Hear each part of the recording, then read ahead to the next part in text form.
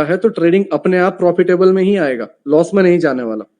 Direction man है, मैं अभी तुम्हारी डायरेक्शन को चेंज करने की कोशिश कर, मुझे नहीं पता तुम पहले किसके वहां सीख के आए हुए हो, हर आदमी की क्या क्या सोच है, तुम लोगों की अपनी अपनी अलग अलग सोच है। कोई सप्लाई डिमांड पे वर्क कर रहा है, कोई इंडिकेटर पे वर्क कर रहा है, राइट, कोई सपोर्ट रेजिस्टेंस पे वर्क करता है, कोई कैंडलस्टिक पैटर्न पे वर्क करता है।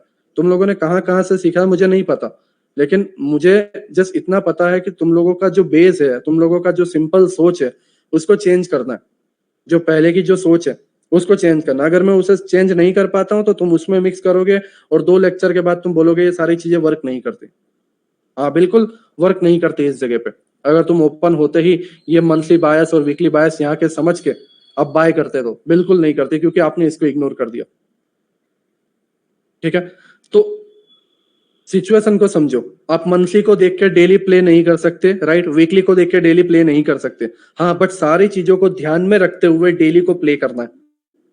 ठीक है, मैंने मंथली देखा डायरेक्शन अप है, मैंने वीकली देखा डायरेक्शन अप है। ठीक है, तो अब मैं डेली में क्या सोचूंगा, मैं डेली में सोचूंगा प्राइस इसको मीट करेगा एंड मीट करने के बाद मैं नीचे की ओर नहीं जाऊंगा, मैं यहां से बाय के लिए रेडी रहूंगा एंड प्राइस मुझे यहां तक टारगेट देगा।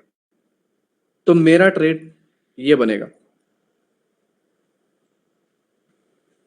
इस तरीके से। जस्ट ऊपर से मैं तुम्हें बता रहा हूं, ठीक है, क्योंकि एक रिकैप है, मैं ज्यादा डेप्थ में नहीं जा रहा, ज्यादा लोअर टाइम फ्रेम पे नहीं जा रहा। ठीक है, बट मैं तुम्हें जस्ट समझा रहा हूं कि इसे करना कैसे।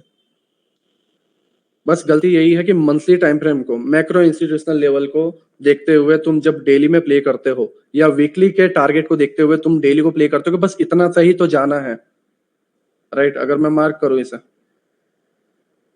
बस 200 पॉइंट की तो बात है, टारगेट डन होने के बाद ही नीचे जाएगा। ठीक है, तो ऐसी सोच आएगी, साथ 50-50 पॉइंट के लिए भी रहेगा एंड प्राइस पे टैप होके अपसाइड जाएगा। तो ये एक ऐसी चीज है, समझो इसको, ये एक ऐसी चीज है जो जो ट्रेडर है जो खुद उसे फील करता है। अगर यहाँ पर कोई मेंटर होगा या यहाँ पर कोई टीचर होगा तो समझ पाएगा। अगर आप स्कूल के टीचर हो या आप किसी सब्जेक्ट के टीचर हो, ठीक है, किसी फील्ड के आप मेंटर हो, राइट, तो तुम मेरी सिचुएशन को समझ सकते हो कि कुछ चीजें ऐसी होती है जिसे हम फील कर सकते हैं, सामने वाले तक प्रोवाइड नहीं कर सकते, जस्ट फील कर सकते हैं। वो फीलिंग को समझने में, वो फीलिंग को सीखने में थोड़ा सा टाइम लगेगा, राइट।